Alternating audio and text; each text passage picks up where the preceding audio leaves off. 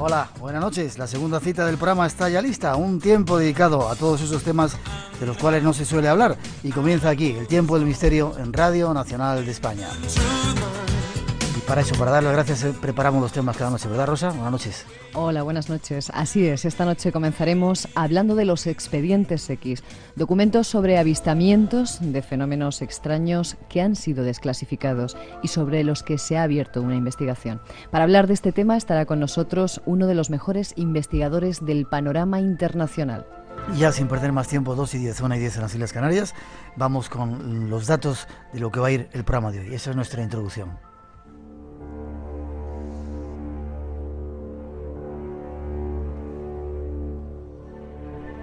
España desclasificó entre 1992 y 1997 un total de 75 expedientes sobre avistamientos de fenómenos extraños, registrados desde 1962. 1.900 páginas que recogen un total de 97 sucesos distintos. Según confirmaron fuentes militares a Europa Press, una vez desclasificados por el Ejército del Aire, estos expedientes fueron trasladados para su consulta a la biblioteca del Cuartel General del Ejército del Aire y en la actualidad se encuentran en el Archivo Histórico del Ejército del Aire, en Villaviciosa de Odón, Madrid.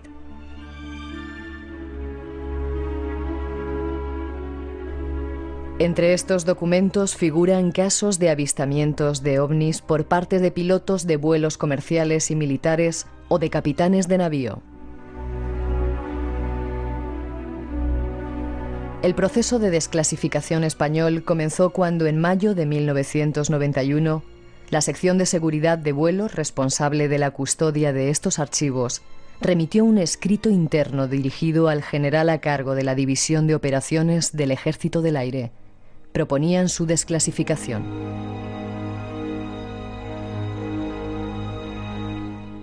Ya el 14 de marzo de 1992, la Junta de Jefes de Estado Mayor acordó rebajar su nivel de clasificación y dejar la decisión de desclasificar o no en manos del jefe del Estado Mayor del Aire. Finalmente, en septiembre de 1992, se desclasificaron los primeros expedientes OVNI del Ministerio de Defensa. La tarea fue encomendada al teniente coronel del Estado Mayor, Ángel Bastida, y fue concluida por el teniente coronel Enrique Rocamora en 1996. Esta era la noticia que divulgaban los medios de comunicación. Nosotros ahora queremos conocer qué se ocultaba en esos expedientes secretos. Nuestro invitado tiene información sobre ellos. Escuchemos. Ahí están los primeros datos. Presentar a nuestro invitado, don Manuel Carballal, que repite por segunda vez al programa. Es un miembro del equipo de la familia. Buenas noches, don Manuel. ¿Cómo está usted? Encantado de la vida, don Miguel. Mira la música que te pone aquí. No podía ser otra. Es decir, que naciste en Galicia, eres teólogo, estudiaste criminología, has especializado en criminología asociada a creencias religiosas. Tienes una página web que se llama Archivo del Crimen, que tiene que ver con todos los crímenes relacionados con el misterio, y un blog que se llama Manuel Carballal, blogspot.com. Varios libros publicados, entre otros Los Expedientes Secretos, El Sendero, ¿cómo era? El Sendero de los Dioses es el mío, ¿el tuyo cómo era? Otros libros. Otros libros. Bueno, España clasificó ¿en qué año se desclasificaron los expedientes X españoles? Se desclasificaron entre 1992 y 97, como decíamos ahí, una parte de ellos. Exacto. En realidad lo que se desclasificó a partir de 1992 es el archivo de expedientes sobre ovnis que custodiaba el Ejército del Aire desde 1966, que se declaró la materia reservada, ¿no? O 68. Existen otros muchos expedientes que no tienen que ver con ovnis, pero sí con otras cosas. Existen otros muchos expedientes sobre ovnis que están en poder de la Guardia Civil, de los servicios de inteligencia, en fin, hay mucho más. Hoy vamos a hablar de quizá uno de los primeros expedientes X. Vamos a hablar de ovnis, de casos fundamentales en la historia de este país y descubrir algunas cosas que seguramente nuestros oyentes no conocen. Pero un caso que a mí me llamó mucho la atención, que fue uno de los primeros expedientes X españoles, es el caso del hombre lobo español. Manuel Blanco Romasanta, y no era familia mía. ¿Cómo fue ese caso, Manuel, para empezar un poco a entrar en el tema? Pues yo creo que es uno de los casos más fascinantes de la historia criminal española, porque estamos hablando de un serial, de un asesino en serie de libro, de lo que dentro del mundo de la criminología se definiría como un asesino organizado, no como un psicótico, sino como un psicópata de manual, un asesino reincidente que fue procesado y condenado en 1852, fue capturado en 52, condenado en el 53, con una historia, la verdad es que merece la pena extenderse un poco porque es una historia fascinante, y que fue fue condenado por la muerte de 9 personas. Se considera asesino en serio cuando son más de 3 crímenes de víctimas no relacionadas entre ellas, pero él era confeso de 13 asesinatos como mínimo. 13 víctimas que eran asesinadas, que eran devoradas y desgarradas con las uñas y con los dientes por este hombre que aseguraba ser un hombre lobo. Y de hecho, el sumario judicial, creo que es el sumario 1788, creo recordar, del Archivo Histórico del Reino de Galicia, están todas las diligencias policiales y judiciales, todo el sumario, que son como 7 piezas, muy extenso, y se llama así, el juicio contra el hombre lobo, Manuel Blanco Romasanta, el hombre lobo de Allariz, que es una historia, repito, increíble. Empieza a contarnos. ¿Quieres que la contemos un poquito? Vale. Sí, no mucho porque vamos a hablar de otras cosas, pero bueno, para a nuestros oyentes que vayan situándose un poco. Intentaré ser rápido porque, aunque en otros países, en Francia, por ejemplo, sí ha habido muchos procesos judiciales contra hombres lobo, es decir, contra asesinos en serie o asesinos reincidentes que aseguraban que querían justificar sus crímenes por una maldición que les convertía en lobos, en la historia criminal española es el único caso de un hombre lobo procesado judicialmente.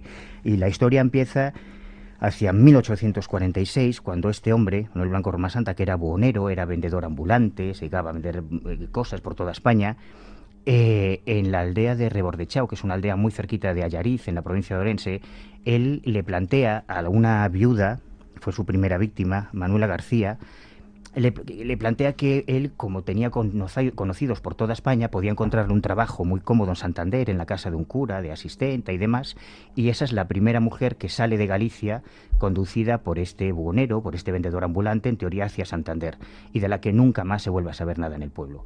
Cuando él regresa al cabo de unos meses, seduce también primero a una de las hermanas, luego a otra hermana y a su hijo, así varias personas del pueblo de Rebordechao, de Berín también, ya en la provincia de Pontevedra, desaparecen de sus pueblos con este vendedor ambulante que en teoría les había encontrado buenos trabajos en casas de curas o de alcaldes en distintas poblaciones españolas. Y cuando empieza a pasar el tiempo y las familias no reciben noticia de ellas, empiezan a inquietarse porque parece que ha ocurrido algo. Cada vez que él aparece en el pueblo, le increpa, oye, ¿qué ha ocurrido con Benita García, o con Josefa García, o con Manuela García, o con las otras personas que se habían ido con él? Y hay un momento en que aparecen unas cartas que están recogidas, que luego se supo a través de las pericias caligráficas que habían sido falsificaciones hechas por él. Primero aparecen unas cartas en las que estas personas intentan tranquilizar a sus familiares, se tranquilizan un tiempo, hasta que los 2 hermanos de una de las primeras desaparecidas descubren en una vecina de otro pueblo de la provincia de Orense ropas que reconocen como propiedad de su hermana desaparecida. Y entonces es cuando ya se empiezan a mosquear cómo es posible que esas personas tengan esa ropa que reconocen propiedad de sus familiares. Estas personas dicen que se las vendió el buhonero y empieza la búsqueda, la caza y captura de este personaje, que es detenido en verano de 1852 por un capricho del destino, porque en Toledo varios jornaleros gallegos que iban a trabajar a la siembra en Toledo lo reconocen de repente un día pasando, lo denuncian a la Guardia Civil, es detenido, es trasladado a Berín y primero en el municipio de Berín hace su primera confesión.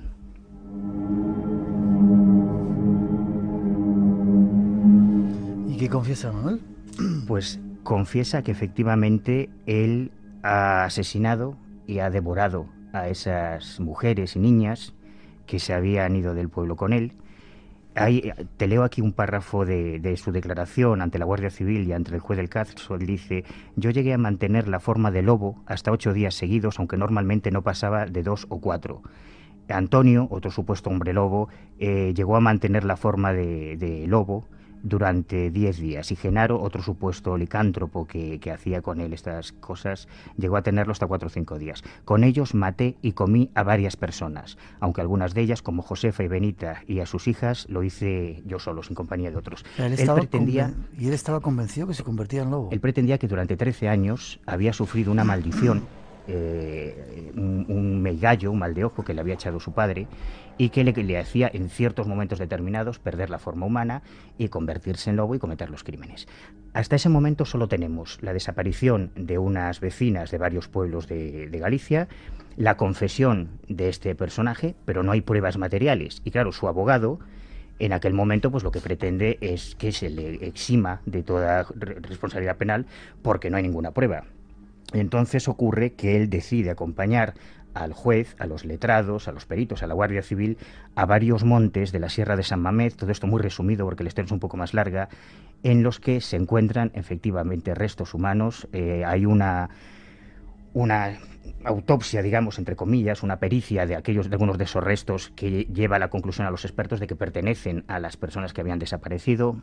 Y lo más inquietante, claro, en ese momento cuando ya aparecen los restos humanos ya está perdido desde el punto de vista, ya hay unos asesinatos, ya hay pruebas físicas.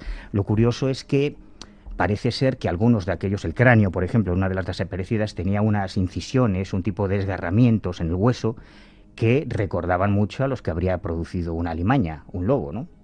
Y entonces, claro, evidentemente, el abogado se aferra a eso para decir, bueno, los hombres lobo no existen, no puede ser que mi defendido sea lobo. Hay toda una investigación, el juicio se convierte en primera página de todos los periódicos de la época.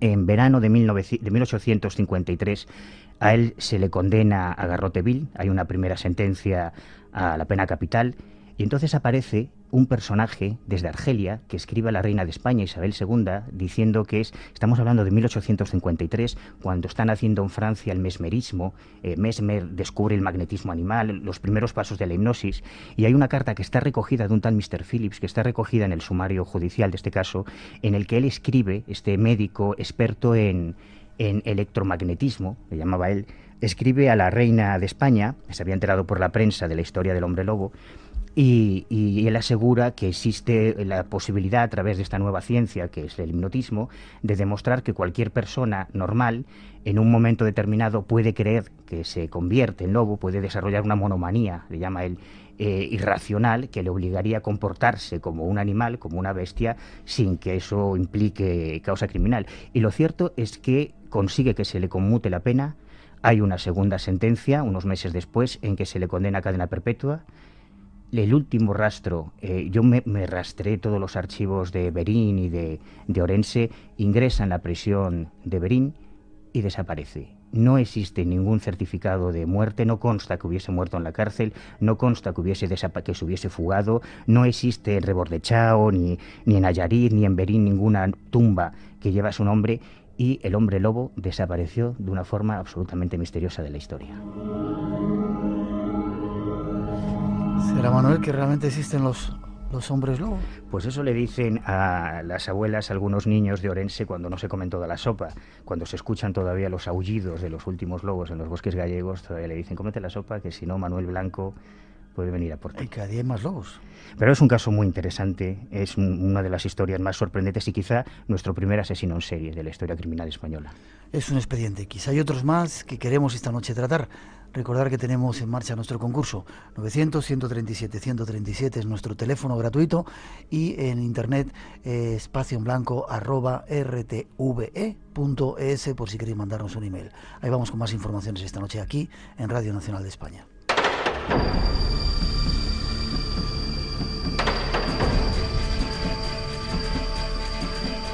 Jamás en la historia de la ufología española un caso de supuesto contactismo ovni ha tenido una repercusión mayor.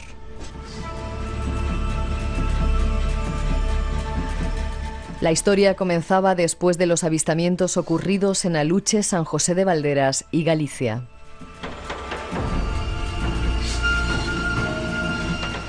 Por aquel entonces, Fernando Sesma se reunía con un peculiar grupo de interesados en la Ballena Alegre, y fue al poco cuando los informes hummitas comenzaron a ser divulgados a nivel nacional.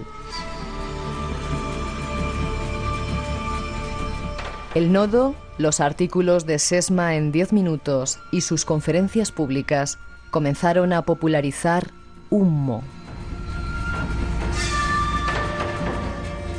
Al poco tiempo, Antonio Rivera publicó sus libros ¿De veras los ovnis nos vigilan? El misterio de Hummo, Humo, la increíble verdad, y Humo informa a la Tierra. Estos libros terminaron de difundir por todo el mundo la pasión por Humo, al ser traducidos a diferentes idiomas en diferentes países.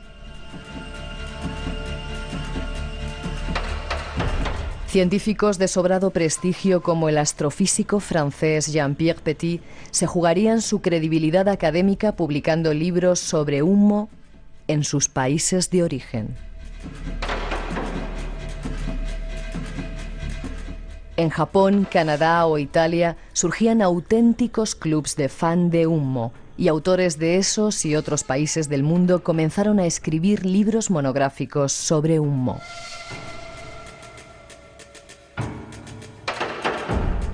El tema Humo se convertía en el caso ovni español más famoso del mundo. Pero tras todo eso que se contó, se escondía una verdad. Trataremos de averiguarla esta noche. Mucha gente que se ha incorporado al mundo del misterio hace poco tiempo no conoce el caso Humo, que fue algo que arrasó en toda la prensa, no solamente en España, sino en otro montón de lugares. Me gustaría dar a desvelar esta noche unos cuantos datos de ello para prepararnos de la historia futura de los ovnis que se está empezando a escribir ahora, porque están pasando muchas cosas y parece que el tema de los ovnis vuelve a estar de moda. Y va a haber muchas sorpresas con gobiernos, cosas que vayan a desclasificarse, etcétera. ¿Qué es el caso Humo? ¿Cuándo comienza? ¿Cómo comienza? Un poco como hemos contado ahí, Fernando Sesma, La Ballena Alegre. Bueno, es muy difícil resumir una historia tan sangrante. Yo creo que Humo ha sido uno de los episodios más crueles, más terribles para los ufólogos, para los investigadores, para los amantes de los ovnis en España y en el resto del mundo, que ha trascendido totalmente las fronteras.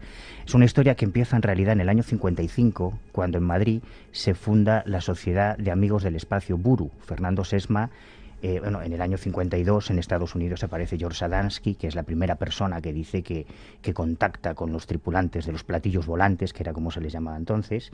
3 años después, este hombre fascinante, bueno, tú lo conociste, yo no tuve esa suerte. Lo hemos entrevistado varias veces. A Fernando Sesma, que de alguna manera es el George Adamski español. Él funda la Sociedad de Amigos del Espacio, Buru, que es una sociedad en la que ingresan, yo tuve la suerte de conseguir los estatutos legalizados con el listado de todos los miembros, y había personajes como Dionisio Garrido, que era comisario de policía, estaba la secretaria de la Embajada de Estados Unidos en España, que es un dato importante, estaba Alfonso Paso, el famoso dramaturgo, Buero Vallejo también estaba, porque ellos frecuentaban un café de tertulia, de aquellos cafés de tertulia a mediados de siglo, como el Café Gijón, que era el Café Lión, en Madrid, en el centro de Madrid, al lado de la Plaza de Atocha, y de la Cibeles, perdón, que ahora es el Quitioseas, un pub irlandés que también conocemos por otras cosas. Yo también estuve en la Ballena Alegre en aquellas reuniones, era muy jovencito. Pues qué te voy a contar yo a ti, que no sepas de la Ballena Alegre. Tú eres el invitado. Y en aquellas reuniones, pues Fernando Sesma hablaba de los platillos volantes, él escribía artículos y demás, se reunía mucha gente, y alguien en un momento determinado pues decidió que era quizá divertido convencerlo de que un extraterrestre estaba hablando con él, y empezó a recibir unos mensajes. La primera parte de esta historia es bastante absurda, los mensajes de Saliano, que supuestamente era el nombre genérico de una comunidad de extraterrestres que estarían en contacto con Sesma y que venían del planeta Auco. Pues tenían unos mensajes desternillantes, unas cosas irracionales, absurdas, supuestamente muy esotéricas, y como todo lo esotérico pues no tienes por qué entenderlo porque tú no estás iniciado. Pero en el año 67 hay un giro de 180 grados. Fernando Sesma recibe una llamada telefónica supuestamente de otro extraterrestre que no es Saliano, que no viene de Euco, sino que se presenta como Day 98. Habla con una voz gangosa, muy característica, muy lenta. Podríamos haberla traído porque alguna vez sería interesante. Lo emitiremos, esa voz de ese supuesto extraterrestre. Y explica que él es un astronauta que pertenece a una expedición que llegó a la Tierra en 1952, o 50, perdón, que aterrizaron, lo que ellos cuentan muy rápidamente, ese autodenominado extraterrestre que habla con Sesma, utilizando además una terminología científica que contrasta totalmente con la historia esotérica y mística de Auco, de Saliano. Pues él dice que en el año 38 y esto realmente ocurrió, un barco noruego hizo unas pruebas de radio, y que una de esas señales de radio habría rebasado la atmósfera terrestre, había tardado una serie de años en llegar a lo que nosotros llamamos la Wolf 424, que es una estrella que está cartografiada en nuestros mapas astronómicos, y que en esa estrella, que ellos llaman, que es donde estaría el planeta Humo, ¿no?, orbitando alrededor de esa estrella, que nosotros llamamos la Wolf 424. Una vez los científicos de ese planeta reciben y son capaces de desencriptar y de interpretar esa señal de radio, deciden enviar una expedición para conocer este nuevo planeta habitado, que es el primer planeta con vida inteligente que los sumitas habían descubierto. La historia es muy coherente, planteada así, y sobre todo aderezada con una cantidad de datos matemáticos, astronáuticos, de informes técnicos que a SESMA le fascinan. Y ahí nace la historia de Humo. SESMA empieza a recibir los primeros grandes informes de Humo, son informes como el de la tecnología de las naves, que creo recordar que era de 40 y tantas páginas, los informes sobre las formas de vida en el universo, que era de 24 o 25 páginas, o sea, una serie de informes que él recibe por correo, que se le adelantan por llamadas telefónicas diciéndole: va usted a recibir dentro de unos días un informe sobre la materia científica que usted quiera. Usted diga qué materia. Bueno, pues quiero un informe sobre física en el espacio, y se recibían esos informes. Claro, eso convence bastante a SESMA de que está en contacto con alguien real, sobre todo por toda la historia que hay detrás, y en la Ballena Alegre derivan aquellas reuniones tan pintorescas en torno a Saliano, se centran ya en los mensajes que llegaban por vía epistolar de los sumitas con esos contenidos científicos y técnicos.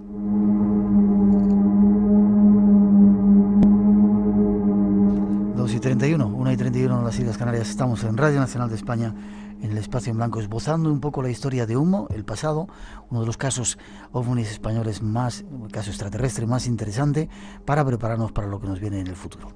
¿Qué más ocurre después? Yo recuerdo, en aquel tiempo hubo un gran revuelo porque apareció una fotografía tridimensional, que era un poco la prueba de que, cuando aquí no se había oído hablar nunca de fotografías tridimensionales, que era un poco realmente la prueba de que aquellos seres eran realmente extraterrestres y que tenían una tecnología absolutamente alucinante y avanzada. Sí, un día Fernando Sesma recibe en su casa la visita de un personaje. Es muy difícil, repito, resumir la enorme complejidad de Humo, porque han sido muchísimas historias en mucho tiempo. Los humitas decían que ellos tenían varios problemas en la atmósfera terrestre, por ejemplo, que ellos tenían una atrofia, una hipersensibilidad en las huellas, en las palmas, en la epidermis de los dedos, por lo tanto ellos no podían escribir, y habían contratado un mecanógrafo humano, terrícola, que era al que dictaban esos mensajes que recibía SESMA, primero SESMA y luego otras personas. Les decían también que tenían, como ellos utilizaban en su planeta la telepatía, ellos eran una humanidad que había evolucionado, mucho más antigua que la terrícola, por lo tanto habían evolucionado con mucho más tiempo y habían desarrollado la percepción extrasensorial, la comunicación telepática, por lo tanto tenían atrofiadas las cuerdas vocales, razón por la cual utilizaban una especie de amplificador. Por eso tienen ese sonido gangoso tan característico en las voces de los humitas. O sea, todo estaba muy bien encajado. Y para demostrar que su origen era extraterrestre, ofrecieron varias pruebas a SESMA. Una de ellas es que se presentó en casa de SESMA. Estas fotografías las vio tanto SESMA como su hijo, para mostrarle una fotografía tridimensional que en teoría era una prueba extraterrestre. En realidad esos fueron los primeros hologramas que se estaban fabricando ya en Japón, que hoy estamos hartos de verlos en las tarjetas de crédito, en casi cualquier producto, pero que en el año 66 eran algo totalmente desconocido aquí. Y aquello no hacía más que ratificar aún más el convencimiento de SESMA de que realmente estaba en contacto con extraterrestres. SESMA y su pequeño grupito, primero en Madrid, en torno a la Ballena Alegre, después se formó el de Barcelona, una serie de personas que se consideraban de alguna manera tocados por la fortuna o tocados por los dioses, porque ellos habían sido elegidos entre todos los seres humanos para ser los primeros embajadores de la Tierra con otros seres, con otras inteligencias venidas de fuera. Y en el año 66 ocurre algo que revoluciona. Pero una pregunta, ¿nunca hubo un contacto físico de Fernando Sesma Farriol en Barcelona con estos seres? Pues a mí, si me escribe una carta, lo que quiero es verle, ¿no? Supongo que claro, pasaría como a ti. Eso ha sido evidentemente en aquella época era lo que todos ansiaban, tener un contacto físico. No hubo un encuentro cara a cara ni con Day 98, que era el primer humita que se puso en contacto con la expedición. Luego aparecieron otros nombres. Ni con ningún otro, probablemente porque solo había uno detrás, una persona, una inteligencia detrás de. No seas malo y no adelantes cosas. No lo adelanto, bueno. Pero en el año, lo más cercano a ese contacto directo es cuando se fotografían las naves, o cuando aterrizan. En el año 66, en febrero del 66, en el barrio de Aluche, en Madrid, se produce un incidente, un ciudadano de aquí, un tal José Luis Jordán, volvía a su casa en su 600, en su coche, y ve un ovni, un platillo volante que aterriza en una zona determinada de Aluche.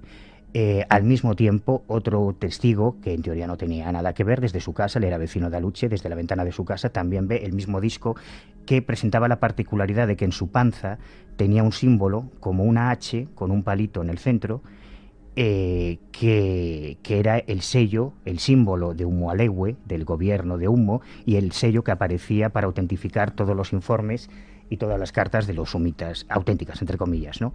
Claro, imagínate, para los seguidores de Sesma, que varias personas hubiesen visto un platillo volante con el símbolo del sello de Humo, justo cuando los sumitas habían adelantado a sus seguidores que próximamente una de sus naves iba a llegar a la Tierra, que fue una revolución. Pero es que además en la lucha aparecieron las huellas del aterrizaje, apareció un pasto calcinado alrededor de las huellas, chamuscado, unas huellas rectangulares con una aspa en el centro, huellas que vieron y que fotografiaron muchas personas y que además fueron publicadas en la prensa madrileña de la época. Y un año, esto ya convenció todavía a los pocos escépticos que pudiesen quedar en torno a Sesma de que el origen era real. Pero ya en verano de 1967 se produce el caso perfecto.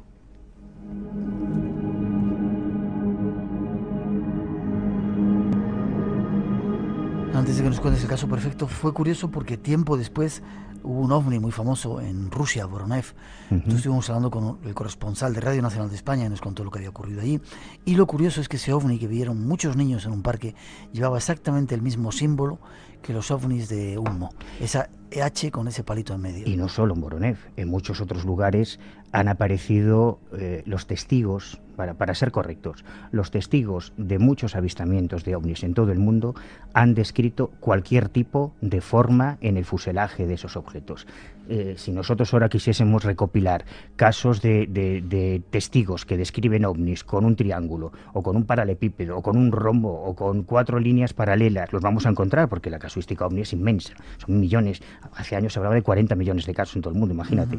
Pero además que el símbolo de Humo se hizo extremadamente popular porque en los años 60 uno de los personajes que frecuentaba la Ballena Alegre era un sacerdote jesuita de Mairena del Alcor, el párroco de Mairena del Alcor, en Sevilla, Enrique López Guerrero, que llegó a tal convencimiento de que esto era cierto, que publicó un libro tremendo, enorme, muy voluminoso, de 500 o 600 páginas, que se llamaba Mirando la lejanía del universo, en que él, como sacerdote católico jesuita en tiempos de Franco, afirmaba y confirmaba que había seres extraterrestres que venían del planeta Humo y demás. Aquel libro fue un escándalo. Imagínate que en los tiempos de Franco un sacerdote ratificase, diese fiabilidad a esta historia, pero es que Fernando Sesma publicó La lógica del visitante del espacio, publicó Humo, otro planeta habitado, como decíais en la introducción. Antonio Rivera luego publicó varios libros y se les fue de las manos. A los mismos humitas se les fue de las manos. Empezó primero a divulgarse la historia de Humo en los países de habla hispana, en América Latina, después empezaron a traducir los libros al inglés, al francés.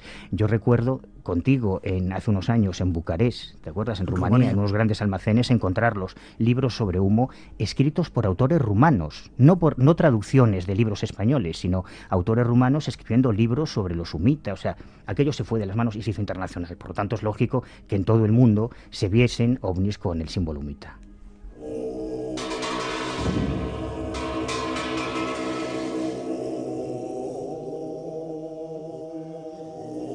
Espacio en blanco. La puerta hacia otras dimensiones.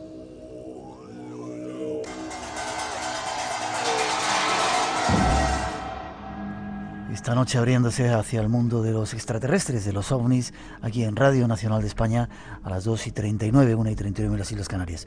Recordamos que tenemos ese concurso en marcha. Hay 5 libros que esta noche estamos sorteando, Expedientes Secretos, de nuestro invitado Manuel Carballal, el teléfono 900-137-137 por si queréis participar, y además espacioenblanco@rtve.es. Seguimos, Manuel, si quieres, ya brevemente, porque están esperando ahí otro montón de expedientes. El caso perfecto, ¿qué ocurrió?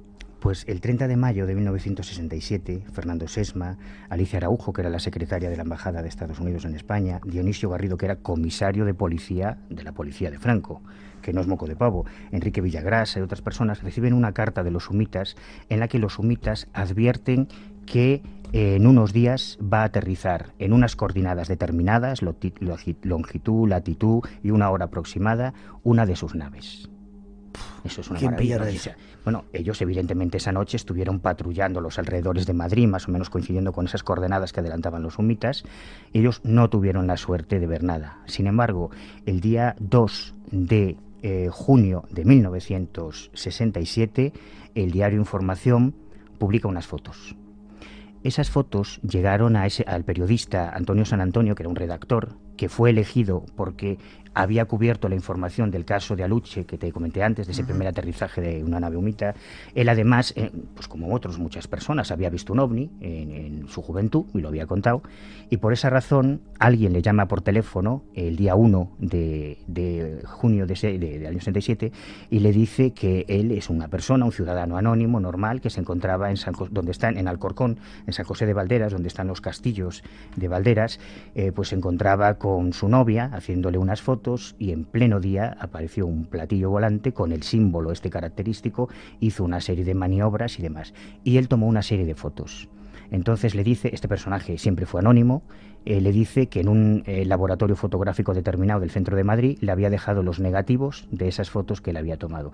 Don San Antonio se dirige llegó a ofrecer hasta 50.000 pesetas de la época por una entrevista, pero esta persona, evidentemente el dinero no era su móvil, nunca quiso aparecer.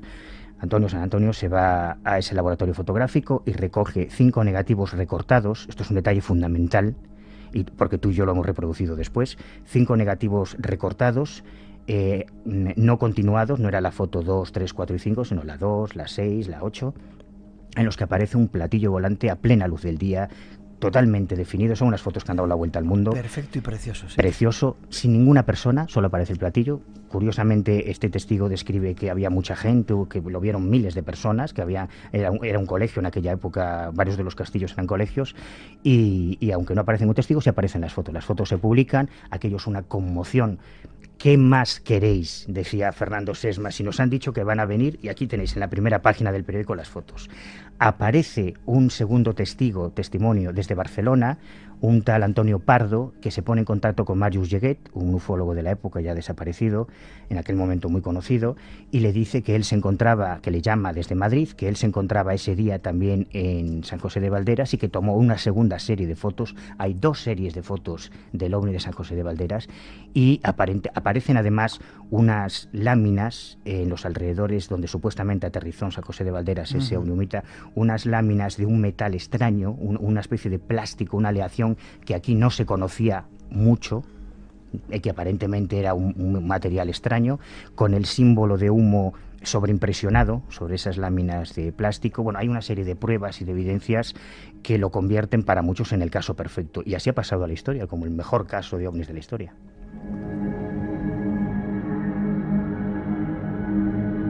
Sin embargo, y damos un salto ya en la historia y en la investigación, sin embargo, no es todo como parecía. No, por desgracia. Había gente que llegó a pensar que estaban los servicios, el CSIC y los servicios de inteligencia detrás, y que todo era una maniobra, todo mentira, pero para ver cómo reaccionaba la opinión pública española, en este caso, y mundial, por extensión. En realidad, la historia es un poco más complicada porque hubo gente, primero, ya en aquella época hubo un personaje fascinante, un gran desconocido de la historia de la ufología, el primer ufólogo español, que fue un radiosondista gallego, Óscar Ribrea, que él había tenido una experiencia en la División Azul, cuando había visto una cosa rara, luego sus padres habían visto una cosa rara aquí en España, y se había aficionado a recortar, como Charles Fort, a recortar todas las noticias sobre cosas raras en los cielos que se veían desde el año 45, 2 años antes del caso Arnold.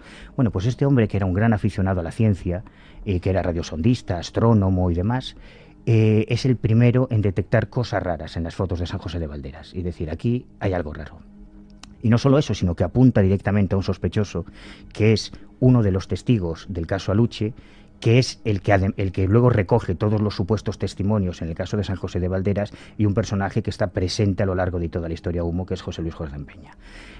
En Francia, en Estados Unidos, en varios países se empezó a especular con la posibilidad de que detrás de humo un autor francés llegó a la conclusión de que podían estar los servicios secretos soviéticos, el KGB, que intentaba en base a varias informaciones que se han desclasificado del KGB tras la caída del muro de Berlín. Los rusos hicieron muchas cosas relacionadas con la inteligencia social, con la guerra psicológica, con utilizar las creencias como un instrumento de control. Y llegó a la conclusión de que podían estar los rusos, sobre todo por la descripción que hacían los sumitas de su mundo, con un socialismo utópico muy extraño. Jacques Vallée, yo estuve una temporada discutiendo mucho con Jacques Vallée, el ufólogo, bueno, pues probablemente el más conocido del mundo. Él pensaba que podía estar la CIA detrás por la relación con la Embajada de Estados Unidos en Madrid a través de Alicia Araujo y demás, pero haciendo otra investigación, de la que hablaremos después, sobre los videntes, los psíquicos, en el mundo de los servicios secretos, nos encontramos con la relación del CSIC con esta historia, del SECET, para ser exactos, que es el servicio secreto anterior al CSIC, del que luego hablaremos, y con este personaje, José Luis Jordán Peña. José Luis Jordán Peña, bueno, se descubrió gracias a José Juan Montejo, una investigación de años, que los dos únicos nombres concretos, los dos únicos testigos que aparecen en el caso de Aluche no eran individuos independientes, sino que habían sido compañeros, habían estado alojados y se conocían desde siempre. Es imposible resumir 30 años de investigación sangrante, toda la gente que ha dejado todo su tiempo y todo su dinero en esta investigación, creyendo, como creíamos que realmente había algo extraterrestre detrás, pensando que teníamos por fin la prueba que poder mostrar al mundo de que existía vida inteligente detrás del fenómeno OVNI.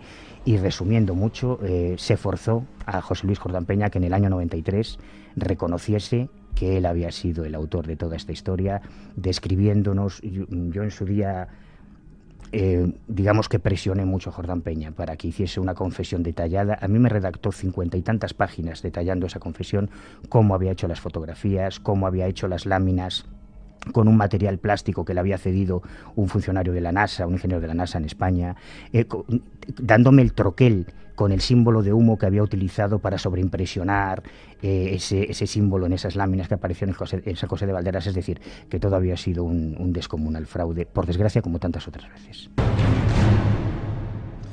Manoli, ¿por qué toda esta historia, brevemente antes de pasar? Esto era el pasado, vamos a entrar enseguida en el futuro, pero ¿por qué toda esta historia? ¿Por qué se montó todo eso? ¿Había servicios secretos detrás para ver cómo íbamos creyéndonos la historia, cómo íbamos evolucionando, cómo íbamos reaccionando? Por lo que yo sé, por lo que yo pude averiguar... Aunque hay gente que mata todavía diciendo que esta historia de humo es una historia real. Lo sé. Cuando Fernando Sesma murió, él ya estaba convencido de que le habían engañado durante toda su vida.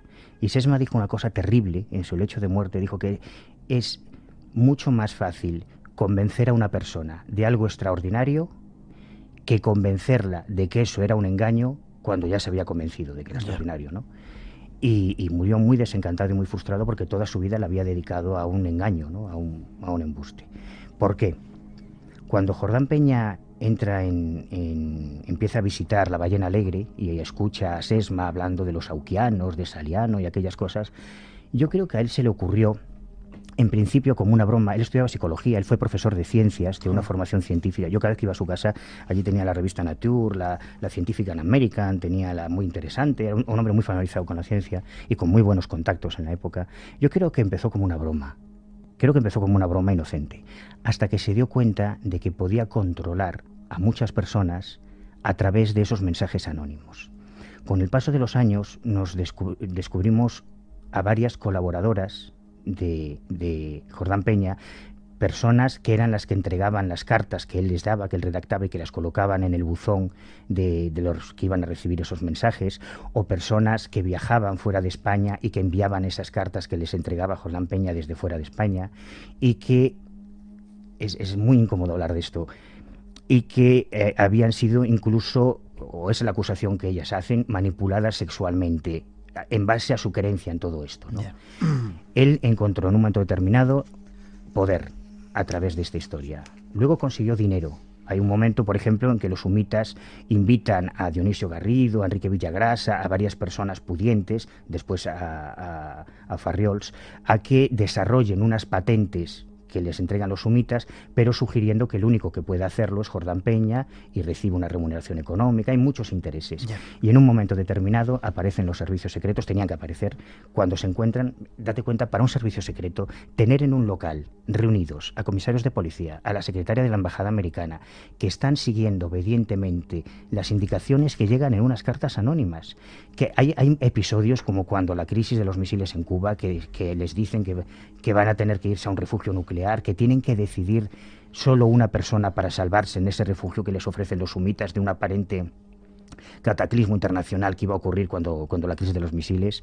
Es decir, había un control tan enorme que los servicios secretos, primero el SECET, luego el CSIC y otros servicios, se dieron cuenta de que era una cosa muy interesante. El encriptado a través de un lenguaje humita, hay todo un lenguaje, incluso un diccionario humita que se inventó Jordán Peña, el encriptado de aquellos podía ser utilizado para transmitir mensajes. Había muchos intereses, pero yo creo que los servicios secretos vinieron después. Bueno, esto es el pasado, como decíamos, un poco aclarado. Vamos al futuro. Parece ser que los nuevos presidentes que están siendo elegidos, dígase Sarkozy o Obama, están muy interesados por el tema de los ovnis y están rescatando, parece ser, esa información que hay ahí, ¿verdad? Claro, aquí esto también, supongo que el que nos escuche dirá, bueno, ya se han vuelto locos, ¿cómo le va a interesar a un presidente esto de los ovnis? Primero, tendríamos que aclarar que los ovnis es algo mucho más rico que el mito extraterrestre o que la hipótesis extraterrestre. Hay muchas cosas detrás de los ovnis.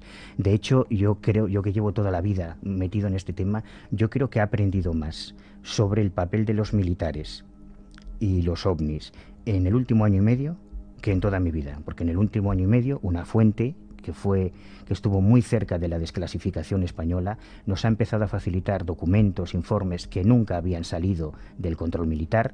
Los militares que hicieron la desclasificación a partir del año 92 son militares, unos como el general Bastida, pues que ya se han muerto, que en el momento en que se hace la desclasificación pertenecían al servicio de inteligencia del Ejército del Aire y que luego llegaron a otros destinos, o se fueron a Bosnia, se fueron a otros lugares.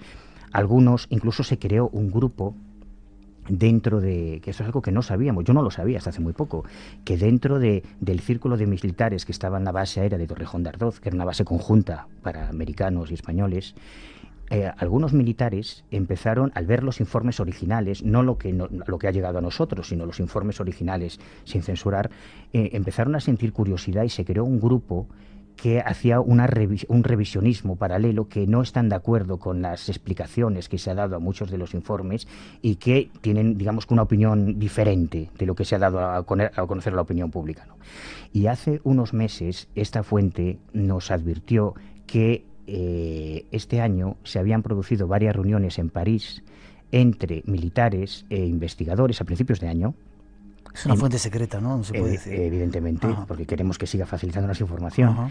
Pues a mí cuando me contó esto, la verdad es que me sonaba muy a película de espías, ¿no? Pero nos lo acaban de confirmar otras fuentes, que han existido una serie de reuniones en París para organizar la desclasificación de informes sobre ovnis en distintos países europeos. Siguiendo el modelo español, distintos países europeos, Suecia, Francia, ahora Inglaterra, han comenzado a desclasificar información. Y hace unos días nos llamaba un compañero de Barcelona que teóricamente había tenido acceso a un informe que se habría presentado a Sarkozy con las últimas, no conocemos lo que incluye ese informe, pero esta persona nos decía que las revelaciones eran verdaderamente sorprendentes y espectaculares, y mucho más allá de las explicaciones tecnológicas o militares que sabemos que tienen muchos casos. McCain también parecía el que quería postular para la Casa Blanca, era un interesado en los ovnis, y parece ser que Obama también es un tipo muy espiritualista y que le interesa mucho el asunto. Para mucha gente puede que el panorama de los ovnis esté a punto, de toda esa información secreta, por extensión de los extraterrestres, esté a punto de cambiar a partir de ahora con esta elección de Obama. ¿Qué crees? Yo creo que nos queda mucho. Yo pensaba que lo sabíamos todo ya, como pasa a veces, pero con las informaciones que nos envía esta fuente, por un lado te obligan a replantearte cosas que tenías ya como seguras. Había una versión oficial, pero se han liberado una serie de informes en España, pero hay carpetas y carpetas de documentos, de memorándums. No sabíamos, por ejemplo, que existían informes sobre los investigadores. Se había hecho un seguimiento sobre un who is who en la ufología española. Desde hace muchos años, cualquier persona que preguntaba sobre el tema ovni, digamos que era fichada, ¿no?, en España. No conocíamos, por ejemplo, el papel del rey de España, el rey don Juan Carlos. Sabíamos que la reina de España, doña Sofía, fue la única civil que tuvo acceso a los informes sobre ovnis, porque es una gran curiosa, amiga de JJ Benítez, muy interesada en la arqueología, en el pasado y en los ovnis, pero no sabíamos que el rey, por ejemplo, había apoyado, a raíz de una carta que le envió el CEI al Ejército del Aire para animarles en la desclasificación. No conocíamos, por ejemplo, la implicación del CSIC en la desclasificación. No sabíamos que cuando Ángel Bastida fue a la Universidad Complutense, el curso del verano que organizó JJ Benítez en el año 92, para presentar oficialmente a la opinión pública la desclasificación, no sabíamos que había sido Manglano el que le había, digamos, sugerido al Ejército del Aire esa representación oficial. O sea, hay muchas cosas que todavía no sabemos y que estamos aprendiendo en los últimos meses. En 30 segundos, porque tenemos que dar ya paso enseguida a los servicios informativos, a los compañeros que están por aquí. Cuando se han entregado esos expedientes que han desclasificado y tenemos la información contrastada de lo que ha ocurrido, nos han ocultado mucho en esos expedientes, es decir, han tachado mucho los militares, tanto los de España como del resto de los países, ocultando la información. Nos han ocultado mucho y nos seguirán ocultando mucho porque ese es su deber.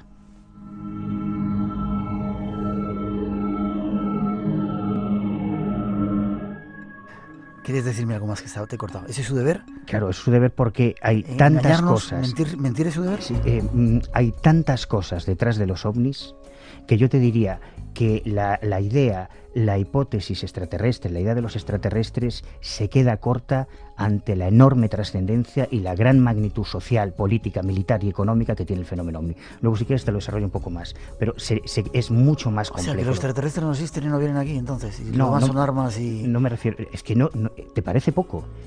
En el último desfile de las Fuerzas Armadas, por ejemplo, el día de la Hispanidad, por primera vez los españoles pudieron ver el Shiva, los prototipos de Shiva, que nos han vuelto locos cuando se construyeron en la base aérea de la Virgen del Camino, el primer avión espía español no tripulado que se construyó en una base española y que estuvo haciendo vuelos de prueba aquí. Ya hay varios.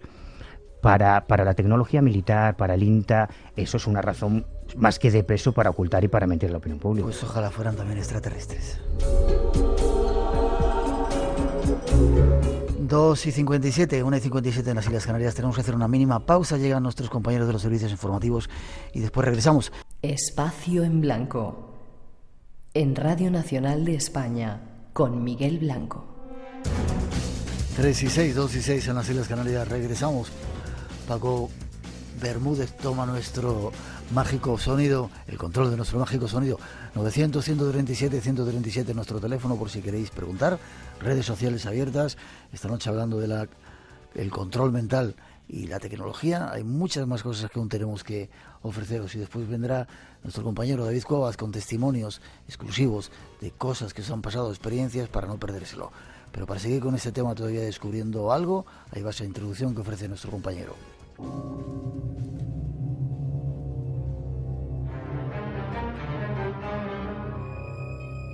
Acaba de concluir la Feria de los Móviles que se celebraba en Barcelona. En ella se anunciaba un nuevo elemento que iba a cambiar nuestra vida. Las fibras de 5G. ¿Pero qué significa este supuesto adelanto? Nos dan algunos datos nuestros compañeros de Euronews. La tecnología 5G ha sido la protagonista este año.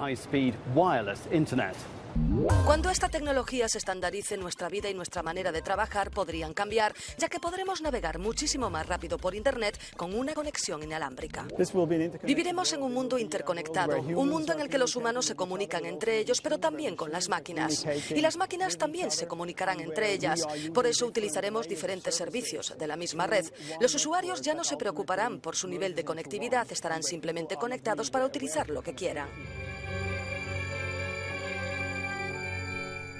Y la actualidad nos confirma hoy día algunos datos más de lo que nos espera. hasta ahora las distintas Gs que hemos tenido, la 2, la 3, la 4, comunicaban personas y lugares. El 5G lo que permite además es que sea realidad el Internet de las cosas y la revolución industrial. Y además es una red totalmente flexible. A mí me gusta un ejemplo que es como estas típicas navajas suizas, que tú tienes dentro tijeritas, cortadores, corta uñas, afiladores, en una única red, en una única navajita, en una única pieza.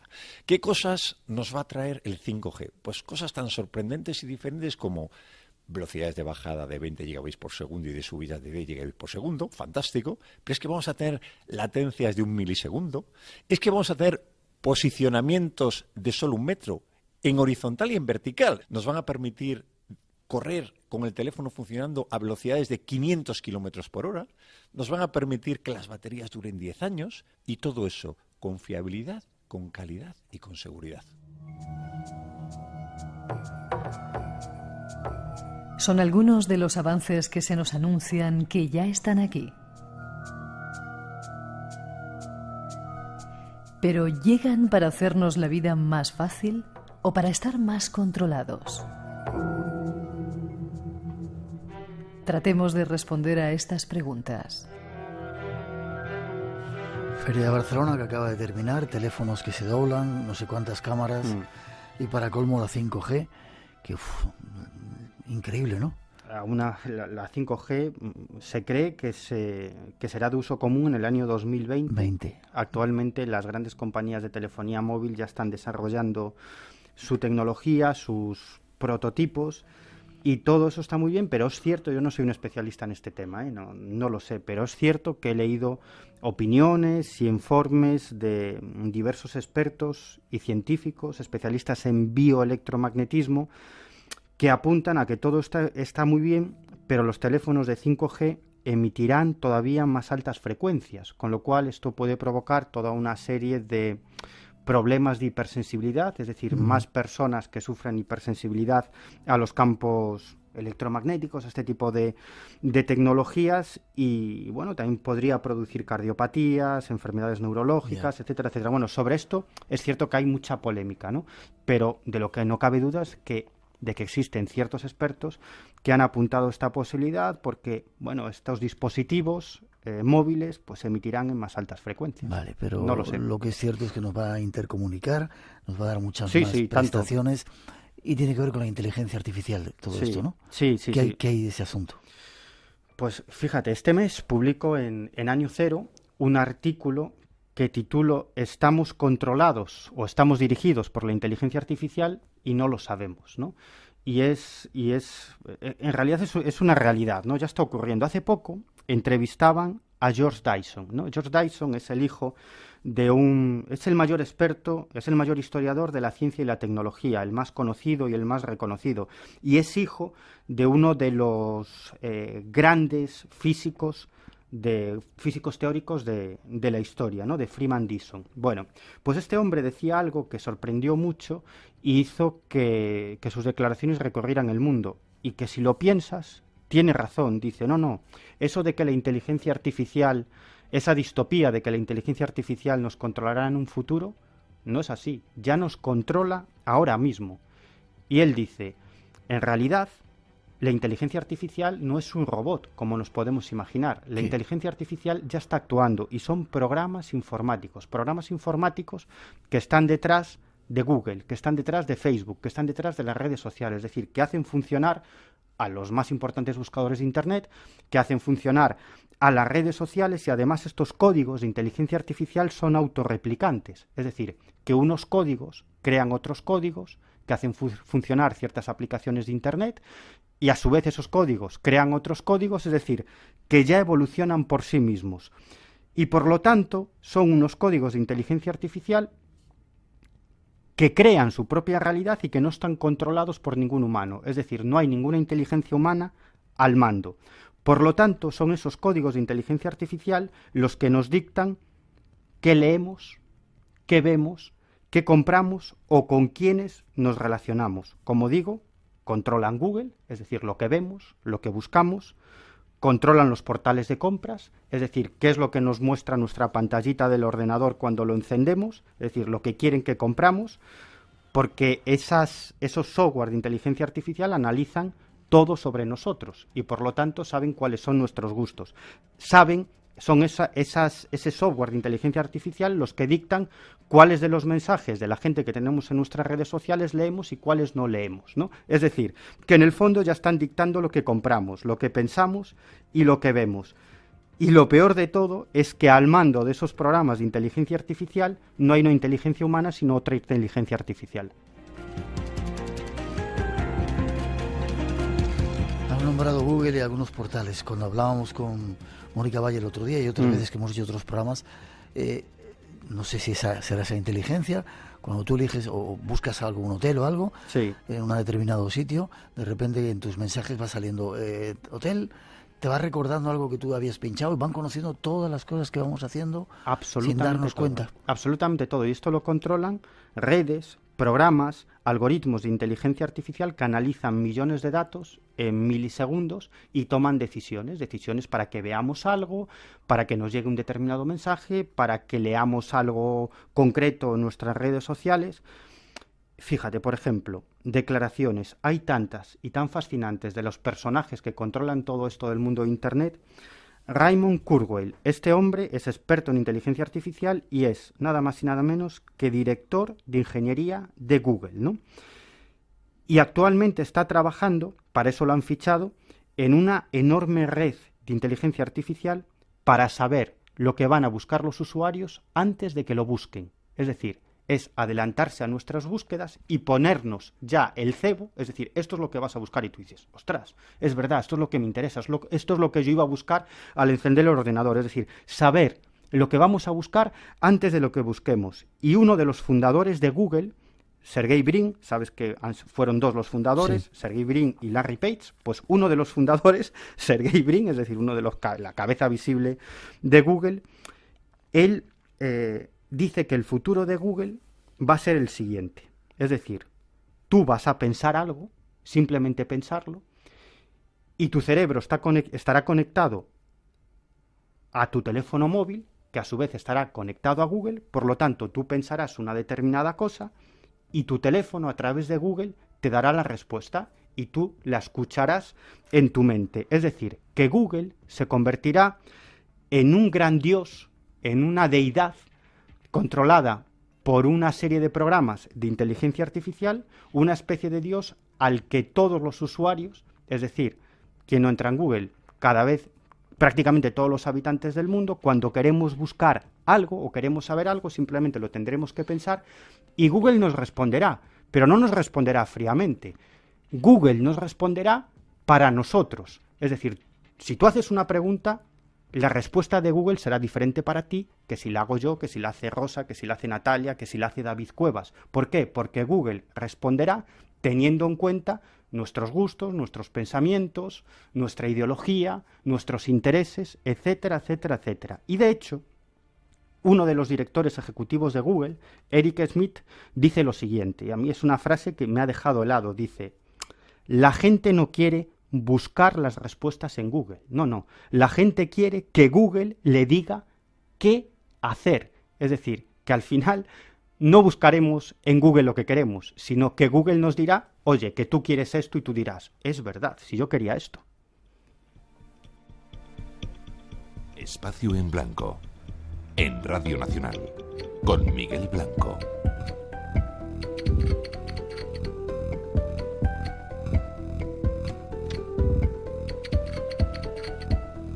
Miguel, pon los pelos de punta eso que estás contando. Y encima con una tecnología como la 5G, igual dentro de poco sacan la 6G, tenemos aparatos en casa que Radio Nacional lo anuncia, no sé cómo se llama eso, que de repente te escucha, dame las noticias y de repente el aparatito te pone las noticias de Radio Nacional, las mejores de todas. Sin duda. ¿A dónde vamos a llegar? ¿Qué peligros hay en todo esto? Pues muchísimos. Y los que han apuntado estos peligros no son unos personajes cualquiera, sino que muchos de ellos son los que están dirigiendo, están detrás de todas estas grandes compañías de manejo de datos. Por ejemplo, uno de ellos, muy conocidos, uno de los personajes que más advierte sobre estos peligros es Elon Musk.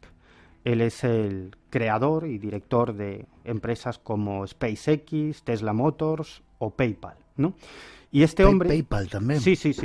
Es uno de los grandes empresarios actualmente del mundo, lo que se da en llamar ahora pues aquellas personas que invierten y crean en proyectos de nuevas tecnologías, emprendedores, ¿no? Emprendedores de las nuevas tecnologías. Bueno, pues este hombre lo que dice es que en realidad Google es un colectivo cibernético, es decir, Google está dirigido por personas, es cierto, por cerebros humanos, pero también por cerebros de inteligencia artificial. Sin embargo, en lo que se está trabajando ahora Google es en crear un futuro en el que ya no hagan falta los cerebros humanos, será simplemente o solamente la inteligencia artificial la que dirigirá Google. Por lo tanto, Elon Musk dice, ahora es un colectivo entre cibernético y humano, pero en un futuro, dentro de pocos años, la parte humana ya acabará desapareciendo. Otro de los personajes que apunta sobre los peligros de la inteligencia artificial, Henry Kissinger, que no es precisamente un tipo sospechoso de radicalismo ni de conspiranoia, sino todo lo contrario, es uno de los grandes pensadores, junto a Brzezinski, de los que hablamos anteriormente, de lo que es el sistema ideológico y el sistema político de Occidente, uno de los pensadores del Club Bilderberg, también de la Trilateral. Bueno, pues este hombre lo que dice es que esos motores de búsqueda de inteligencia artificial que son capaces de predecir las búsquedas de los usuarios, lo que harán al final es que esos mismos programas de inteligencia artificial no solamente podrán predecir nuestras búsquedas, sino podrán enviarnos toda una serie de mensajes vinculados a nuestra propia persona para vendernos ciertos mensajes políticos, económicos, ideológicos. Por lo tanto, Henry Kissinger dice, esta tecnología, este software, estos algoritmos de inteligencia artificial van a acabar con la verdad. Es decir, la verdad será algo relativa, porque en realidad Google y otras empresas similares lo que harán es ofrecerte la verdad que tú quieres escuchar o la verdad que ellos quieren que tú conozcas para venderte determinadas cosas. Otra persona que ha advertido sobre esto, casi terminando, ¿vale? Angela Merkel. Sí, la presidenta alemana, ella dice que esto lo que está creando es islas ideológicas, es decir, como a ti te llegan mensajes solo de lo que tú piensas y de lo que tú crees, en realidad se crean grandes islas ideológicas que no tienen contacto con otras personas que piensan de forma diferente, con lo cual esto crea grandes problemas y grandes conflictividades sociales. Pero para mí, también Stephen Hawking hablaba directamente de que la inteligencia artificial al final va a acabar con los seres humanos y que acabaremos siendo mascotas, simples mascotas de la inteligencia artificial. Pero si me permites, para mí, el caso o las declaraciones más impactantes de todas sobre lo que es la inteligencia artificial y cómo está funcionando actualmente, viene de un personaje alucinante. Él se llama Jaron Lanier y es un hombre del Renacimiento. Él es escritor, es filósofo, es uno de los mejores compositores de música electrónica y también de música clásica, pero es que además de todo esto es uno de los grandes programadores informáticos de Silicon Valley. Es uno de los creadores de los protocolos para que funcione Internet y, sobre todo, lo que nos interesa, el tema del que estamos hablando. Jaron Lanier es uno de los programadores de los más potentes algoritmos de inteligencia artificial que funcionan en la actualidad. Es decir, es el programador de muchos de esos algoritmos de inteligencia artificial que están controlando Internet, la red de redes. Él ahora trabaja para Microsoft, pero eso no impide que sea muy crítico con los gigantes del control de datos. Y él dice lo siguiente, él dice que no habla como psicólogo, no habla como analista, él habla como ingeniero informático, como científico informático, y dice, es que yo sé cómo funcionan esos algoritmos porque yo mismo los he programado. Y dice, en realidad esos algoritmos funcionan de la siguiente manera. Las grandes empresas de manejo de datos, como el caso de Google, han llegado a la conclusión de que el comportamiento de los usuarios es un producto. Es decir, lo leen como un producto. Yeah. Y como es un producto, esos programas de inteligencia artificial, esos algoritmos de inteligencia artificial, lo que hacen es cambiar el comportamiento de los usuarios. Es decir, no tratan de ofrecerte información, no tratan de que tus búsquedas, digamos, que sean más concretas, ¿no? Más beneficiosas para ti. No. Lo que tratan es de cambiar tu comportamiento. Y dice Jaron Lanier, y evolucionan por sí solos. Es decir, ni siquiera sabemos cómo funcionan muchos de estos programas de inteligencia artificial que nosotros hemos programado, porque evolucionan por sí solos, no sabemos cómo realizan ya ciertas funciones, y la finalidad para la que han sido programados estos logaritmos de inteligencia artificial autorreplicantes es para cambiar el comportamiento de los usuarios. ¿Para qué? Para que te comportes de una determinada manera que sea más beneficiosa para los intereses económicos de esas grandes multinacionales. Por lo tanto, de lo que tratan, y es lo que dice Jaron Lanier, es de cambiar tu comportamiento. Y cuando le preguntan, pues, ¿qué podemos hacer para protegernos? ¿Sabes qué dice? No. Salir de las redes sociales. No hay otra alternativa. Sí. Y ahora mismo... Ahora son una sola revista. Ahora son una sola revista. Es una revista con muchas más páginas, mucha más información, un nuevo diseño, una nueva maquetación y sobre todo una apuesta muy clara. ¿Cómo está aprovechando, La apuesta por la investigación de campo y los reportajes que no están en Internet ni están en las redes sociales. Así es decir, la información de campo. Y que me escriba cualquier persona que tenga cualquier información vinculada con esta temática o haya vivido cualquier fenómeno extraño, que yo me pondré en contacto con ellos. miguelpedrerog@gmail.com. Un placer, Miguel. Te veo prontito. Hasta la próxima. Sabes que encantado de venir a Espacio en Blanco. Desconecta. 3:27, 2:27 en las Islas Canarias. Cambiamos de escenario, viene David Cuevas y preparaos. Hola Miguel, un saludo a todos los oyentes de Espacio en Blanco y un saludo de la familia Nacero en la Plaza Tahrir del Cairo. El Cairo. Espacio en Blanco. Creamos universos sonoros para viajar y soñar hacia el más allá. Con Miguel Blanco, en Radio Nacional de España. Hola, me llamo Eva, soy de Madrid y bueno, os voy a contar la experiencia que tuve cuando yo era muy pequeñita. El hermano de mi padre estaba enfermo, respiraba con una bombona de oxígeno y era un hombre pues con un aspecto enfermizo, ojeroso, dedos muy largos, muy delgado, muy alto, pero me adoraba. Era mi padrino y siempre que me veía me daba muchos besos, muchos abrazos. Y a mí, pues yo supongo que por su aspecto, pues me asustaba un poco y yo le rechazaba un poco. No se lo mostraba, pero bueno, ya sabéis cómo son los niños, ¿no? Ahora que somos adultos nos damos cuenta cuando le caes bien o no a un niño. Yo aceptaba sus caricias, nunca le decía nada, pero siempre un poco reacia. El caso es que ese hombre murió. Y bueno, yo su muerte pues no la viví ni bien ni mal, la verdad. Pero de repente, al poco tiempo de su muerte, yo me despertaba todas las mañanas a la misma hora, de repente, y veía en el pasillo pues como una figura humana blanquecina, así sombreada, más clarita, que se acercaba hacia mí. Entonces yo me quedaba petrificada en la camita y ahí no sabía qué hacer, pero cuando cerraba los ojos y los volvía a abrir, veía que esa figura se volvía al principio del pasillo. Entonces todas las mañanas de madrugada igual, me despertaba, lo veía y empezaba a ir con los ojos a abrir, cerrar, a ver si desaparecía la figura y me quedaba dormida. Hasta que una mañana, ya cansada de que aquello se me repitiera y no desapareciera nunca, pues me decidí abrir los ojos todo el rato. Entonces aquella mañana me desperté de madrugada y efectivamente aquella sombra blanca empezó a andar hacia mí, hasta que ya cuando estaba muy cerca, yo seguía ahí aguantando, me pellizcaba los muslos, ahí, no cierres los ojos, cogió y de repente noté que me acariciaba la cara. Entonces todo mi cuerpo, pues claro, un sudor frío y me quedé, pues no sé, todavía más terrorífica, me pellizcaba los muslos para ver que si estaba soñando o no, pero el caso es que aquella figura ya desapareció, ¿no? Y entonces a la mañana siguiente me levanté, o sea, esa misma mañana cuando ya se levantó mi familia y les pregunté, ¿alguien ha venido a mi habitación a acariciarme la cara? Y mis padres me dijeron, no, hija, no, y mi hermana me dijo, pues no, la verdad es que no. Entonces, pues a partir de ahí, a partir de ese día, yo empecé a sentir un grandísimo amor por mi tío. Entonces yo creo que fue mi tío que vino a despedirse de mí. Y hasta que yo no le consentí acercarse hacia mí, él estuvo esperando y esperando pacientemente. Bueno, esa es un poco la interpretación que yo le doy. Y bueno, pues hasta aquí mi historia. Saludos y muy buenas noches. Gracias por habernos elegido. Detrás de un buen programa aquí en De Película. 2 horas hay una mujer. Disfrutar y vivir lo que más. 8 de marzo, Día Internacional de la Mujer. La fuerza eres tú.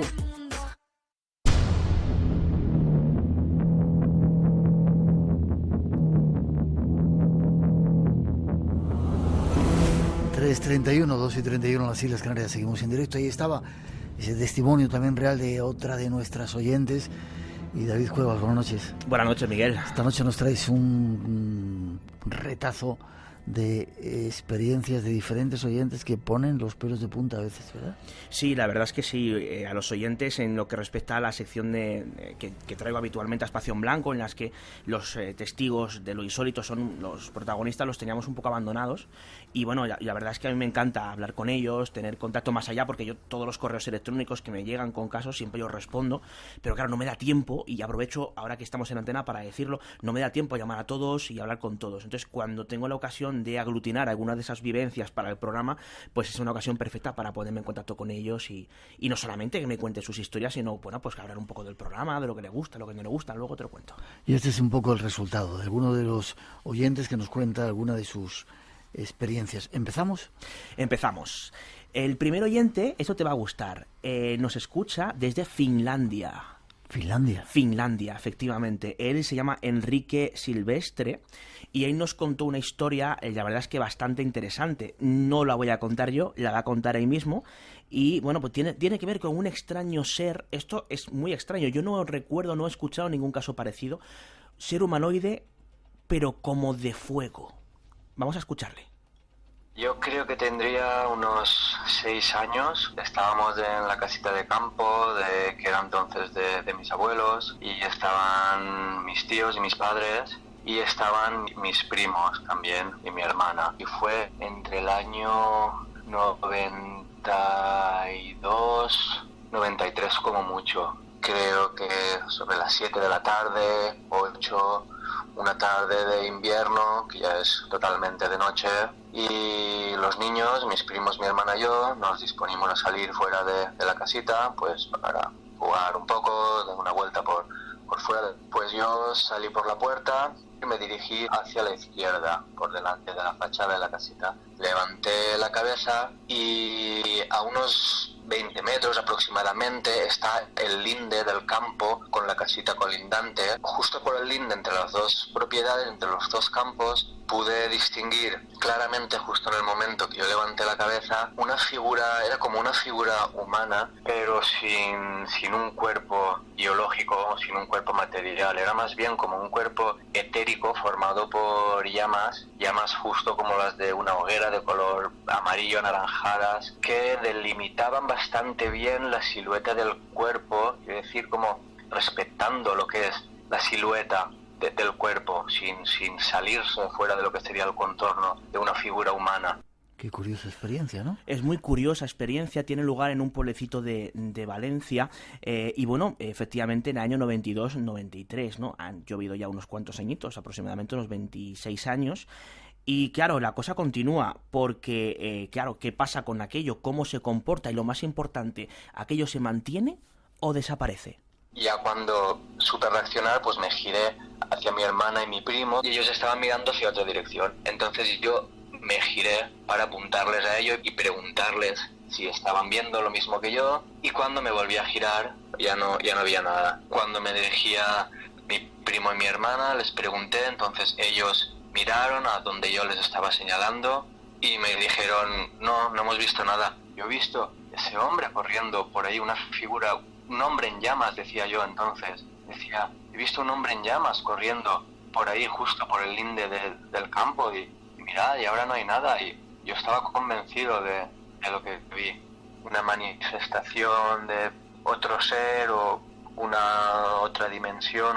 Lo vi, me impactó porque yo vi la figura humana y recuerdo el movimiento, moverse o dando saltos de esa manera. Este es el primer testimonio de la experiencia extraña de Enrique Silvestre, que nos escucha desde Finlandia, has dicho, ¿no? Saludos para él y para toda la gente que nos escucha desde fuera de España. Curioso. ¿Hay más? Hay más. Vamos a pasar al caso que nos contaba Rafael Prohens, en Cataluña.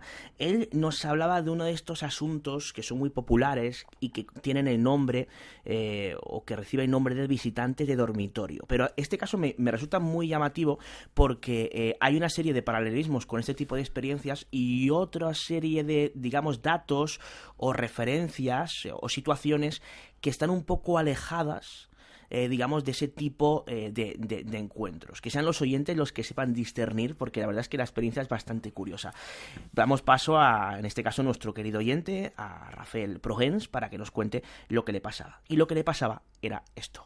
Mira, esto ocurrió sobre el año 2012, estábamos en verano, estaba durmiendo en la habitación tranquilamente y según quedaba la habitación, ¿vale?, a los pies de la cama a la izquierda había un armario que ocupaba toda la pared, un ventilador y a la derecha de la cama un balcón, ¿no? Dormía con la ventana abierta porque hacía mucho calor y la puerta abierta y nada, lo que pasó fue que la primera noche, pues eso que te despiertas y tienes la sensación de que hay alguien más en la habitación.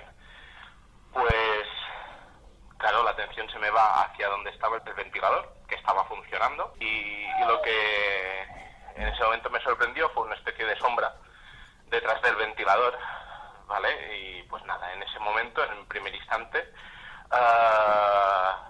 pues no le di importancia, porque lo que parecía era como si la puerta del armario estuviera abierta y se estuviera viendo una prenda detrás del ventilador o algo, ¿vale? Era un ventilador de estos de pie, más o menos el ventilador mediría 1,50 m y lo que se veía detrás, pues estaría sobre el 1,90 m, 2 metros, era grande, pero más o menos podía coincidir con la barra de colgar del armario. Visitantes de dormitorio, quizá una de las experiencias que pone los pelos más de punta, ¿eh? Y si escuchaba un bebé detrás, no crees que son psicofonías, yo creo que era un bebé que estaba por ahí detrás. Te me has adelantado, lo iba a decir yo también, ¿no? Vale. Bueno, claro, esto que nos ha contado puede ser algo puramente sugestivo, ¿no? Es decir, él mismo reconoce que aquello que él percibe en principio como una silueta podía confundirse con alguno de los contornos o de las sombras típicas de una habitación en la que entra un poquito de luz por la ventana, ¿no?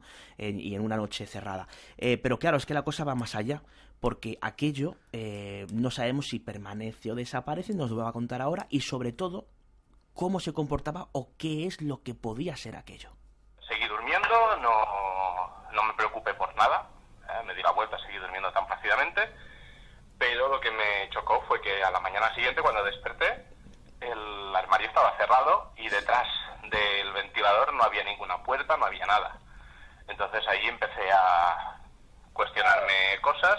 Al cabo de un par de noches me vuelvo a despertar con la misma sensación. Obviamente me viene al recuerdo esa primera noche, me giro hacia el ventilador y lo que me encontré fue la misma sombra, pero estaba delante del ventilador. Claro, ahí ya, sabiendo que las puertas estaban cerradas, sabiendo que yo no podía ver el ventilador porque había algo delante, pues ahí ya me sorprendí, me asusté, me acojoné un poquito. Se asustó. No es para menos, ¿no? Con lo que estaba viendo ahí. Pero la historia sigue, ¿verdad? La historia sigue porque después de esta, recordamos que ve una primera sombra, ve una segunda sombra, está un poco más clara, y la cosa continúa porque eso pasa en esa segunda noche, pero es que hay una tercera noche en la que aquello, sea lo que sea, se acerca un poquito más. Y al cabo de un par de noches, no me acuerdo si fue la noche siguiente o un par de noches, pues me despierto y para mi sorpresa, en vez de delante del ventilador o ahí en el rincón donde podría ser tranquilamente una sombra o cualquier cosa, me lo encuentro en los pies de la cama. Era una figura alta, entre 1,80 m y 2 metros, figura humanoide, con ojos parecían plateados, almendrados, y estaba pues eso, a los pies de mi cama. En un momento, como todavía había pues un poquito de distancia y tal, pues pude mantener ligeramente la calma y mentalmente, o porque era incapaz de articular palabra, intenté preguntar qué quieres, quién eres, y nada, no recibí ningún tipo de respuesta, no me volví a dormir y la figura desapareció. Y nada, me desperté por la mañana agobiadísimo y asustado, obviamente. Cuando sientes eso, ¿verdad? A los pies de la cama. ¿Cuántas veces has escuchado eso aquí en Espacio en Blanco? Unas cuantas veces, sí. A los pies de la cama, pero es que da mucho miedo, ¿no? Uf. O sea, tú imagínate ahora, cualquiera de los oyentes que nos esté escuchando desde la cama, es lógico, ¿no? Son a las 3:40 de la madrugada y que de repente escuchando esto con los auriculares, creyéndose a salvo, arropados por la manta, no sé si manta o sábana, pues que estamos en unas temperaturas un tanto extrañas para ser comienzos de marzo, y de repente ve algo a los pies de su cama. Ostras, esto da respeto. O sienta que se le pone delante, ¿no?, en la cara. Claro. O algo peor, escucha. Y nada, todavía hubo una cuarta noche, fue al cabo de 1 o 2 días, no me acuerdo. Sabes la sensación que tienes cuando alguien sube a tu cama y el colchón vence, que notas eso, que alguien apoya el peso en los pies de la cama, a tu lado, tal. Pues me desperté con esa sensación y al abrir los ojos me encontré esa figura pues inclinada sobre la cama y su cara, su rostro, o lo que supuestamente era su cabeza, pues a poco más de un palmo de mi cara. Solamente vi los ojos, o sea, una cara básicamente lisa, no vi ni nariz, ni boca, ni nada, porque yo te digo, estaba oscura, era una figura oscura. Los ojos eran almendrados, grandes, como podrían ser tipo los del alien del Área 51, los grises, pero como si fueran los colores invertidos, ¿no? Los ojos eran como plateados y reflectaban. Recuerdo ver mi imagen distorsionada en sus ojos. Y nada, ahí sí que cerré fuerte los ojos y al abrirlos no estaba. Si te gusta el misterio, lo desconocido, tienes una cita con nosotros. De 2 a 4 de la madrugada, del sábado al domingo. Espacio en Blanco, con Miguel Blanco, en Radio Nacional. Y esta noche ahora con David Cuevas y algunos de vosotros que nos contáis vuestras experiencias. Tremendo, fíjate, me dice Ramón Álvarez, me dice, más de un oyente en la cama me dice, vía WhatsApp, que han tenido que encender la luz. Vale. Lo sentimos, aquí es culpa de Miguel, que me ha obligado telepáticamente. Vamos con otro testimonio de otro de nuestros oyentes. Este oyente se llama Manel Gómez, y él nos cuenta una historia realmente llamativa. Fíjate, hemos empezado con un ser como de fuego, hemos pasado a lo que podría ser o no una suerte de visitante de dormitorio, y ahora pasamos a, digamos que otro presunto visitante de dormitorio, pero este ya con un contorno mucho más definido. Si te parece, damos paso a Manel, este oyente que, bueno, pues nos contaba esta experiencia que, bueno, pues es bastante llamativa. Yo tuve un sueño hace 3 años, ¿vale? Un sueño, como se puede catalogar de esto de como un visitante de dormitorio, que fue mi abuelo. Yo estaba en mi cama durmiendo normalmente y en el mismo sueño él estaba en mi cama durmiendo. Y en la esquina izquierda de mi cama se sentó mi abuelo, fallecido ya. Yo en el sueño, claro, no tenía la sensación de que mi abuelo estaba muerto ni nada, como si estuviera vivo, ¿no? Venía a verme a visitar, o sea, estaba ahí sentado hablando, se sentó en la esquina de mi cama. Y estuvimos hablando en el sueño, yo no me acuerdo del sueño entero, ¿no? Estuvimos hablando, hombre, que no sé qué, pum, ¿no? Y en esto, que cuando yo fui justamente a despertarme, me dijo esto, en el sueño. Dice, tu vida no funciona porque tienes algo muy negativo que te persigue. Yo estoy haciendo todo lo posible para ayudarte. En ese momento me dijo, ¿y tu problema? Es lo de la ouija. Me desperté, justamente en ese momento. Te puedo asegurar que yo no vi a mi abuelo en la esquina, pero vi como esto, como una cosa que se difumina, como que se desaparece, se desvanece. No vi a mi abuelo, no puedo decir que le vi sentado, ¿no? Vi como algo que se iba, que se esfumaba. Claro, yo había tenido un sueño, en esa esquina se difumina algo, digo, esto tiene que ser el espíritu de mi abuelo. Abuelo que se aparece una vez fallecido. Claro, puede ser en sueños, puede que no, pero lo cierto es que se le queda como esa silueta una vez despierta. Pero lo interesante es ese mensaje de la ouija. Y claro, lógicamente yo le tengo que preguntar, Miguel, ¿y esto de la ouija? Y atención, porque nos pone en situación, esto sucede en Burgos, si mal no recuerdo, y es muy interesante el cómo obtienen una tabla ouija cuando ellos y unos amigos eran unos simples adolescentes.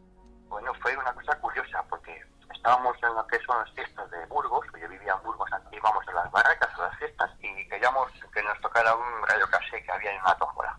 Y estábamos siempre ahí a ver si nos tocaba y no nos pagaba nunca. Y un día el señor de la tómbola nos dijo así como en broma, bueno, como echáis mucho, jugáis mucho todos los días que venís, echáis a la tómbola, dice, no vais a escuchar música en el radiocasete, pero vais a poder hablar con Elvis Presley. Nos dio la ouija, no tomamos en cuenta ni nada, nos la llevamos para allí y la ouija se quedó olvidada en casa de un amigo mío. Uh-huh. Y ahí se quedó un montón de tiempo.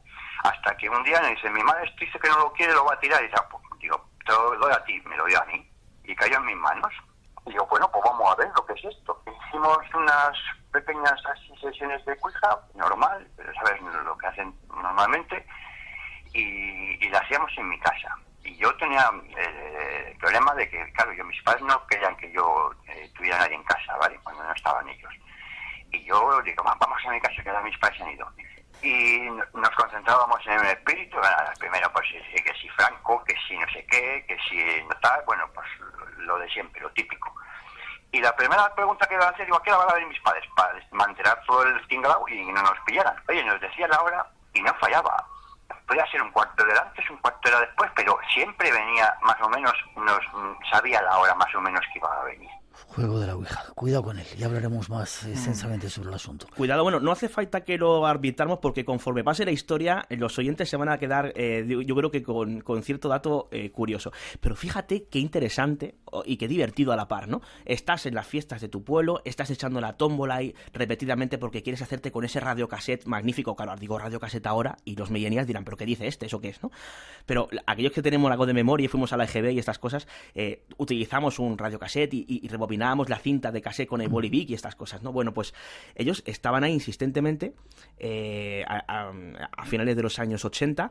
Y claro, como después de mucho echar dinero y demás, y no conseguir radiocassette, el señor de la tómbola se apiadó de ellos y dijo, mira, no voy a daros el radiocassette, pero os voy a dar esto para que habléis con Elvis Presley. Y le da una ouija.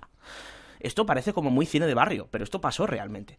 Bueno, la cosa se pone interesante porque cuando empiezan a hacer esas sesiones de ouija, resulta que algo se pone presuntamente, y subrayo lo de presuntamente, en contacto con ellos, y pasa lo siguiente. Y lo más extraño de todo, habíamos conocido unas chicas, con 20 años, 19 años, estábamos en la época de pues, conocer chicas y salir por ahí y tal, y íbamos a ir con unas chicas a un sitio que se llama Fuentes Blancas.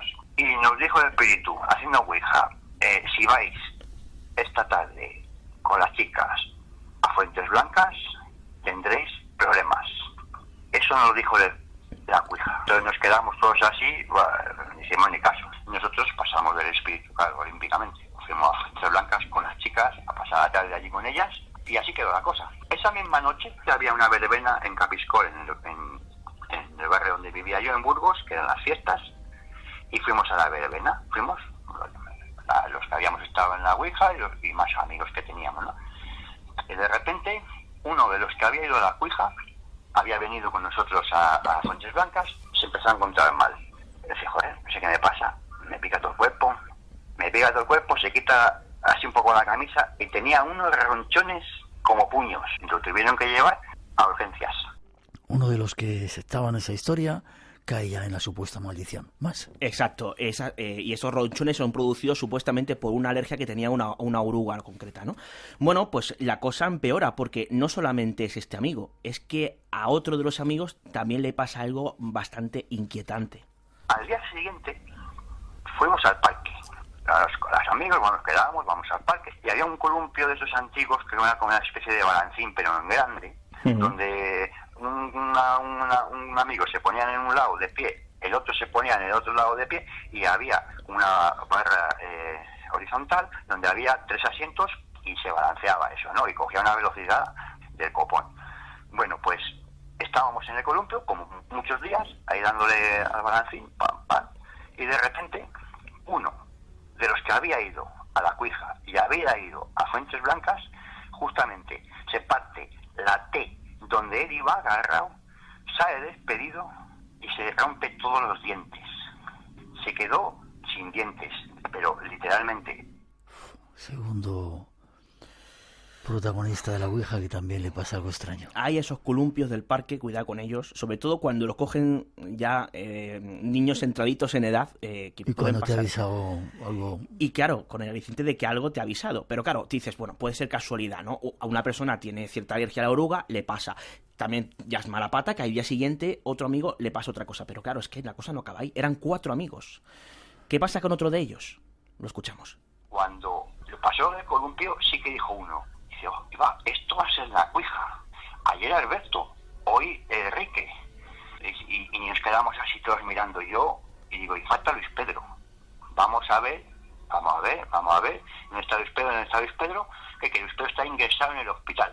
Le había pillado una moto y le habían hecho un 7 en el brazo izquierdo. Pues salió de su casa a la tienda que tiene enfrente y en el trayecto de su casa a la tienda, que son 20 metros, le pilló una moto. De los 4 que habíamos ido, 3 en menos de 48 horas ya habían caído en el maleficio de la Ouija. Faltaba yo. Y él no tuvo una vida muy así hasta que de repente, Manel concretamente, volvió a aparecérsele el abuelo y parece que se le solucionó un poco la vida, ¿no? Claro, nos lo cuenta de la siguiente forma y luego vamos a comentar también algo a título de advertencia porque esto puede ser también algo puramente sugestivo, pero él lo vivió así y así me lo contaba. Haciendo un balance de lo que ha sido mi vida, digo, claro, a mí no me pasó nada, a mí no me pilló un corte en la moto, yo no me caí del columpio, yo no me salí en los ranchones, pero yo es que he tenido una vida que ahora pienso, después de tener este sueño, y veo que mi vida ha sido muy normal. Esto es totalmente cierto. Yo no he podido tener una vida más o menos con mis problemas, pero normal por culpa de lo que hice ese día. No me pasó nada físico, no me pilló la moto, no me salí en los ranchones, no me partí los dientes, pero mi vida ha sido un camino de espinas. Hasta hace 3 años que tuve ese sueño, me dijo lo que te he dicho y parece que de hace 3 años aquí mi vida funciona. No sé si es porque mi abuelo, desde donde esté, está haciendo algo o no lo sé, David.